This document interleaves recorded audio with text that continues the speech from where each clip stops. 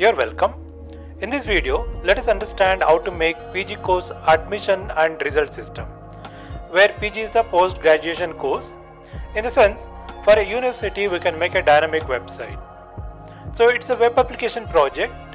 Here, we can understand how to create this whole dynamic website in ASP.NET with C# and backend SQL Server. This project is basically for the computer science students who wish to do a project as per the curriculum. Here we'll understand what is the requirement for the PG course, how the admission will take place, then you can manage the staff members, then the attendance, then the test marks, admission. So all will be covered in this project.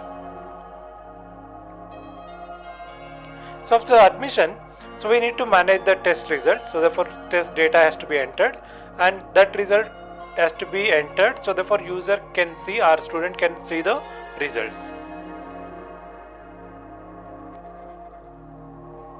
Let's understand what are the modules required for this particular project. So now here you need to manage three things. One is admission, test result, attendance and all these things. So now to manage, probably you can manage three modules. One is the admin module, so where you can enter all the basic details.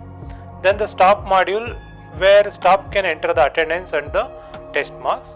And the student module, where student can log in and he can stretch the result. Therefore in the admin, we'll create the staff members, we'll take the student admission, then we allocate the subject. So what are the subject they take?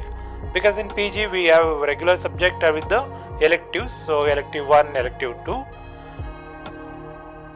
Right, the staff member can log in, they can enter the attendance, they can enter the marks, and even they can communicate with the student. That is a message, send message and the view message. Send message, view message. So via they can communicate with the students. Where a student can log in, he can check the attendance, he can check the result. Here also send message and view message, therefore they can communicate with the teacher or with other friends. So these are the things required for the online project. If you are doing a CS course and you need to do a project as per your curriculum, I think this is a good project. This is a common project from long time student has used to do that. But still, if you find it's easy, then you can always choose this and then you can do this particular project.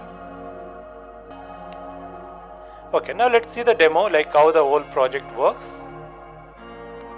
So if you are not yet subscribed to our channel, please subscribe.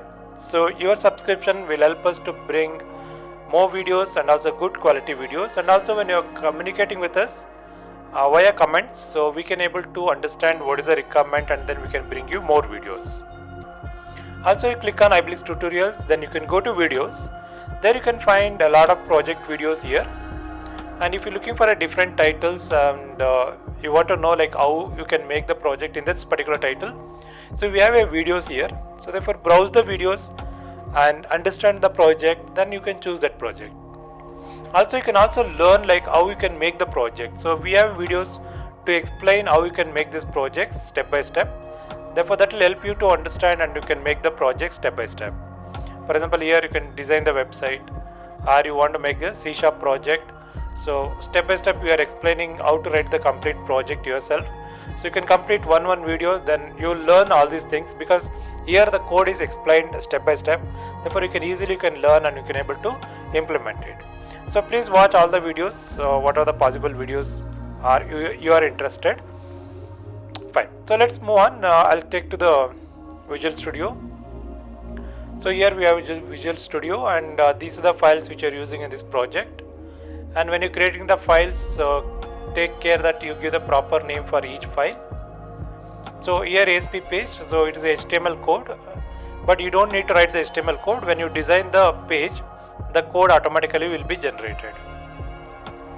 Right. So on this side we have a Server Explorer. Here you have a tables. So these are the tables which are using in this particular project. Fine. So now what you can see that what are the options in the admin module. Fine. So let's go to admin main page. So these are the options which are there in the admin main page. When you go to staff main page, here is a staff main page. So these are the options which are provided in the staff main. Then the student main page. So here it is. So these are the options which are provided in the student main page. Fine. So let's run the project in order to understand the whole concept. So here we have a main page. Sorry, I'll refresh this. Fine. So this is the main page. So we'll continue with this. So here is admin login. So we can admin with the admin credentials. Fine. So here is a list. We already done the list here. Staff member list is one. So for more staff members, we need to enter here. So what are the qualifications and designation which is already entered? That list will come over here. So we need to call the data. What are the data you enter here? That should be called over here. Then the subject details. What are the subject for the semester wise? We need to enter. Totally 6 semesters, and each semester what are the subject that we need to enter there. Okay. So here is the student admission. So here we have 2 students. So next student, you have to go to admission and then you have to write the list number here, name, address, email ID, and for which semester, and what is the total course fee that you need to enter here. And the corresponding list will come. Then the elective subject. For each student, what are the electives? So that we need to select here.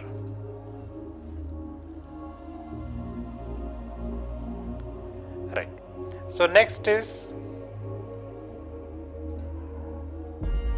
student staff allocations. For each student we can allocate the staff member, so therefore they can communicate with that particular student for their progress, education progress. So we can update here. So these are the options which are provided in the admin. Now we'll take to staff member. So copy the main address, open one more tab, press enter key, it will open the same page again. That is a main page. Here you can log in as a staff member. So if enter the wrong password, it will show you like please enter the correct password. So here you can see view student list. When you select this, the details will come. So this is the grid view. This is the details view. So in Visual Studio, we have grid view and the details view. I'll show you after this demo. Right. So you can go back, and then here is the test marks entry. So here we can select the register number, which semester, which test it is, and then you have to enter all the details, marks here, and then you have to save. Next, attendance entry. So same way you need to enter the attendance entry too. Then this is to communicate, send message and the view message. Now we'll open one more tab. So here we can log in as a student.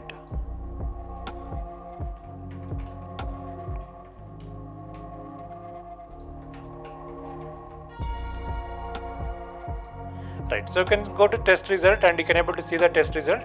So here is a test 1, semester 1, staff code, and this is the register number, and here is the marks. So 5 subject, 5 marks, all the 5 subjects marks are displayed over there. So my attendance list.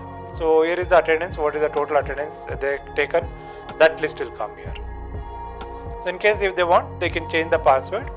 So here is MGS001, so this is the login ID. So it's saved in a session variable. So when you log in, you need to store the value in a session variable that you need to recall. Okay, so this is a session variable, register number where textbox1.text, the value will be transferred to register number variable. And when you change the password, so here is the change password. So we need to recall it. Okay, so when the page load, so what are the values already stored in the application variable, so that you can bring it back to textbox1, and that is disabled, therefore you can't make the changes. And to modify this, here is the statement, connection.open. So connection.open, this is the connection string. So we have separate videos like how to get the connection string, how to write the login page. Please watch that. And now here is the update statement, update student main table, set password is equal to textbox3. There is a new password. where register number is equal to text box 1.text. So for this particular register number, new password has to be entered and then is updated. Then we give the message box password change successfully.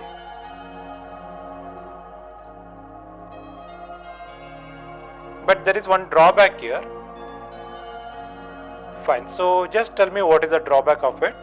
So write it in the comment box if you identify the problem or mistake. Okay, fine. So next is send message. Let's say you want to communicate with the teacher, so you can write them. Okay, so one is second test. So you can write, sir, I want to know.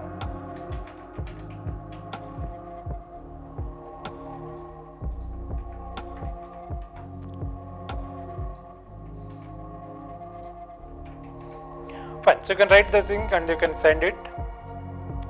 So now if you come back to this, you can see view message. So here is the message, and then they need to send you back the message. So they can send message. Here they write MCA1001. Second test, we will